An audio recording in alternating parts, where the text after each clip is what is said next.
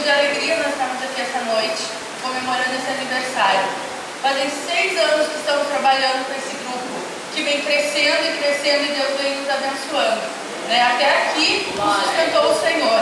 E por isso estamos firmes, estamos de pé. Esse hino que nós vamos apresentar agora não é um hino novo, é um hino que os irmãos já conhecem, mas é o nosso hino, é a nossa oração a Deus, é a nossa adoração a Deus, é aquilo que